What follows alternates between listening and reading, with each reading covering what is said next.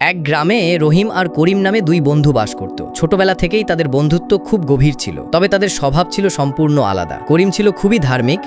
করিম তাকে সব সময় মসজিদে ডাকত, নিয়মিত 5 ওয়াক্ত নামাজ পড়ত এবং আল্লাহকে ভয় করত। অন্যদিকে রহিম ছিল কিছুটা চঞ্চল আর উদাসীন, কিন্তু রহিম কোনো না কোনো অজুহাত দেখিয়ে এড়িয়ে যেত। রহিম তার নিজের জীবন নিয়েই ব্যস্ত ছিল, খেলাধুলা করত আর সব সময় মজা করত। হঠাৎ একদিন রহিম খুব অসুস্থ হয়ে পড়ল। তিনি বললেন রহিমের অবস্থা ভালো নয়, তাকে শহরে নিয়ে যেতে হবে। শহরে বড় ডাক্তার দেখানোর পর জানা গেল রহিমের কঠিন অসুখ হয়েছে এবং তার বাঁচার আশা খুব কম। সে রহিমের হাত ধরে বলল, চিন্তা করিস না বন্ধু, আল্লাহ সব পারেন। এতদিন ভুল করেছি, আজ বুঝতে পারছি আল্লাহ ছাড়া আর কেউ নেই। আমি নামাজ পড়তে চাই, আল্লাহকে ডাকতে চাই। আজ থেকে তুই আমার সাথে নামাজ পড়বি। রহিম ধীরে ধীরে সুস্থ হতে লাগলো। সে নিয়মিত নামাজ পড়া শুরু করলো, আল্লাহর কাছে নিজের ভুলের জন্য ক্ষমা চাইলো। একসময় রহিম সম্পূর্ণ সুস্থ হয়ে উঠল। সে মানুষকে বোঝাতো, আমি ভুল করে অনেক সময় নষ্ট করেছি, কিন্তু তোমরা আমার মতো ভুল করো না। সময় থাকতে আল্লাহর পথে ফিরে এসো, কারণ আল্লাহ ছাড়া কেউ নেই।